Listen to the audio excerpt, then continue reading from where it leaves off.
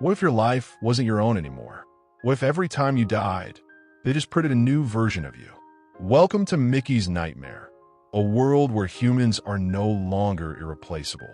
Mickey was trapped between two rocks in the snow at the start of the film. Here a man comes who doesn't save him, but asks him with a smile, "How do you feel, Mickey? You die again and come back to life. Okay, now enjoy your death. I will meet you again." Saying this, the man left, and here a creature attacked Mickey.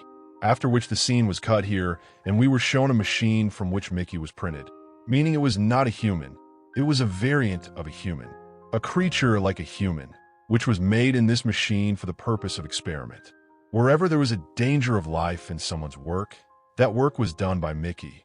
Whether it is to know the depth of space or to check whether the temperature of a planet is suitable for humans to live or not, Mickey was sent there. Even the tests of poisonous vaccines were done on Mickey, and when he died, he was printed again through this machine so that he could do other work. And after making the new Mickey, his old memory was also installed in his mind.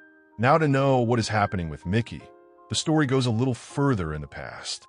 Mickey and Mickey's friend have borrowed some money from a gangster to do business. But because he is not able to return the money, now the gangsters are after him. The man now threatens them that if you do not return the money, I will cut off any of your body parts. The earth has become very polluted in this world. It is difficult for humans to live here. Humans are looking for new planets to live, and in the same way, a ship is also shown to us that is going in search of a new planet. A lot of people were needed in this spaceship. Mickey also wanted to run away from his problems in this world, but he did not know any work that was required in the spaceship. He gets the choice of an expendable on the form on which he ticks, without knowing what the meaning of expendable is. As soon as his form comes and goes, a girl comes and asks him, "Have you really filled the form for the expendable? Look, this is a job for which you will not be given money. You will be given less food, and if you die, then you are giving permission that your variant will be printed through machines. That is, you will be revived again and again. Using the organic waste of the spaceship, your new body will be made through the machine, which will be called the variant. You will have to bear the pain of death again and again. Are you ready for this?" When Mickey says yes, a process is started with him, so that his memory can be saved in a hard drive. After this work is over, the same girl comes to him and gives him a gun and says, "Kill yourself." Mickey has to shoot himself even if he does not want to, after which Mickey's body is thrown on the organic waste. After a while, another body of his is printed through the machine, which is shown working normally with ordinary people. Now here we are also shown Kenneth Marshall. He gives a speech that we will soon make a new planet for humans, and everyone applauds his speech. Mickey was not very interested in his words. He sat down to eat, so he had a security agent, Nasha, sitting next to him. They both started talking, and as soon as they saw each other, they became friends. These people start spending more and more time together, and soon their friendship turns into love. Mickey's life goes on like this. He is killed many times, and even after being revived again and again, he comes to Nasha. Now finally, these people reach near the Niflheim planet. There is ice which showed that there is water as well as oxygen here. But is the environment here breathable or not? To check this, Mickey is sent to the planet. He is asked to remove the mask, due to which a lot of bacteria present here go inside him. His health starts deteriorating, and a lot of blood starts coming out of his nose. Checking the bacteria inside Mickey, scientists start making vaccines against those bacteria. These vaccines are repeatedly tested on Mickey, and Mickey is sent to the Niflheim planet. For this experiment, these people take Mickey's life about 12 to 13 times. And finally, such an antidote is ready to make such a vaccine. After applying it, a person could breathe on the Niflheim planet. After the experiment is passed, now 3 more crew members with Mickey land on the Niflheim planet. Exploring this planet, suddenly, the rocks of the snow start moving, and a young girl comes under a rock of the snow. Everyone is very sad to know this. Now, when Mickey comes back in the spaceship, Kenneth Marshall gets very angry at him and says that you should have died. You were an expendable, but instead of your death, a girl died who could go ahead and increase our generation. It's all your fault, and because of your mistake, now you will be given less food. and instead of 12 hours, you will shift for 18 hours. Here, Mickey also tells them that I saw an animal there, from which he gave the name of creeper. So, Kenneth Marshall now ordered him to go back down and catch that animal. Mickey, according to him, again lands on the Niflheim planet to catch that animal from there. And in all this, he falls into a pit. And this is the same scene for where the movie started. We had seen that this creature had attacked Mickey, but he didn't eat Mickey. Mickey also tells him that eat me, kill me, but this creature, instead of killing him, pulls him out of the pit, which means that this creature did not hate humans, nor was it harmful to humans. He does not understand this behavior of the creeper, and he again sits on a truck, which was going near his space shuttle. In this truck, there were two big, precious stones, which were taken from his planet.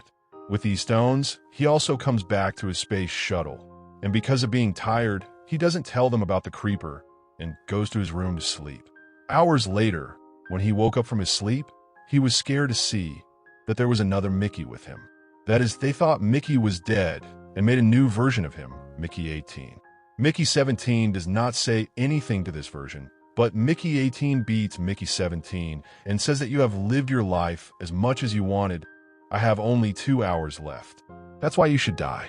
Anyway, it is illegal for more than one duplicate to live. Government officials made it illegal for duplicates to live. While reminding this, Mickey 18 says that you have a right to die.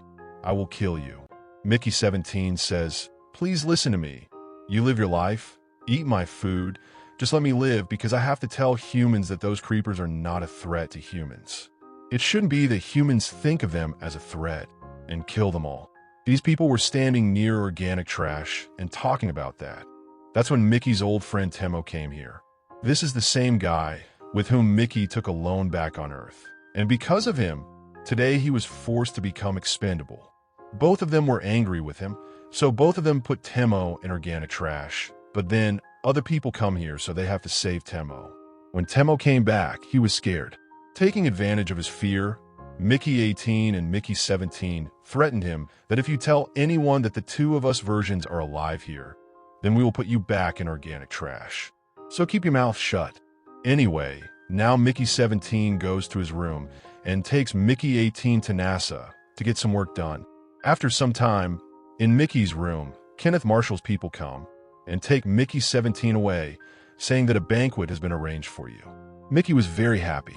Kenneth Marshall gave him respect today and gave him food to eat. Mickey 17, who hadn't eaten for a long time, got upset with this food. He was eating this food. That's when Gemma came here. The scientist here says to Kenneth Marshall that it's not good at all, that you invite someone to a banquet, give him respect, and after that, give him dirty food with experiments. Here, Mickey 17 comes to know that this was synthetic meat. That is, it was artificially made meat, which had previously been tested on an expendable to see whether it was even edible for humans or not. Now he had heard this, that this meat started reacting to him. His throat dried up, he started vomiting. Seeing this, everyone came to know that synthetic meat, that is, the artificial meat they had made, was bad. Now all this was going on when the scientist came and gave him a shot. Suddenly, Mickey got well too, but the way he was treated, Gemma doesn't like it at all. She brings him to her cabin and gives him tea too. Both of them talk here, and Gemma likes Mickey's nature a lot. After drinking tea, he quickly gets up and goes to his cabin, where he goes and sees that Nasha, that is, his friend, had come here. She was sitting with Mickey 18 this time, and seeing Mickey 17, she was surprised at how two Mickeys were surviving at the same time. She would have somehow solved this matter, but in the meantime, Gemma came here behind Mickey 17. She goes and immediately complains to the authorities. That's when Nasha stops her. Nasha says to her, look, whether Mickey is alive or not, you won't lose anything, but I love Mickey a lot. I can't live without him. For now, Gemma also listens to her, and before these people could say anything else, they hears a lot of noise from the conference room. There, actually, Kenneth Marshall, on the stones brought from the Niflheim planet, was carving his own name so that everyone would know that Kenneth Marshall and his generation were the first to come to the Niflheim planet and start living there. As the stone is cut, two creepers come out of it. one of which attacks Kenneth Marshall, and the other starts writhing right there. A commotion breaks out, and Gemma and Nasha come here after hearing the noise. The security guards immediately killed the creeper who attacked Kenneth Marshall. But we see that Mickey 18, who is very angry at Kenneth Marshall. Because of him, his life was at stake, tries to kill Kenneth Marshall. Because of Mickey 18's mistake, everyone's attention turns to Mickey 17 and 18, and along with them, Nasha is also caught because Nasha didn't report this. We see that the creeper who ran away was also caught, and new experiments started. Now, Temo and Mickey 17 were talking that there was a demo here. He says to Mickey, "Look, the person we took a loan from is saying that we should return his money soon. We don't have the money, so he has threatened that he wants to take a part of my or your body. Look, you're an expendable. If you die, then you'll be brought back to life. But if a part of my body is lost, then what will I do?" Then Mickey 18 says, "Look, I'm the angry one, and I was the one who was going to throw you into organic trash. My anger is putting me in trouble again and again. Do one thing, you take a part of my body." As soon as Temo comes near the Mickey, then Mickey 18 gives him a shock, because this was his plan, after which he stole the key from the demo's pocket. He was just released when some other people came here because they found out that Kenneth Marshall's wife had made a sauce by cutting that creeper's tail, which she liked a lot. Now, she wanted the same creeper's tail, which Kenneth Marshall decided to burn, that these three would be given. From the cameras outside the space shuttle, Kenneth Marshall can see that to take this small creeper, a lot of creepers were moving fast toward his spaceship. He wanted to kill all of them, but then his assistant said, "What will happen by killing these creatures? You will not get any benefit. First, let these three go, and let them do their work. When you get their creatures' tails, after that, kill them." Nasha was getting very angry after listening to him. She starts talking to Kenneth, starts shouting that you are such a shameless person. For the taste of your tongue, you will hurt so many creatures, you don't feel ashamed at all. After that, Kenneth Marshall gets angry, and to punish her, he ties the small creeper with a rope and holds this rope in Nasha's teeth. And he puts him near the organic waste and says, if this rope breaks, then he'll be killed.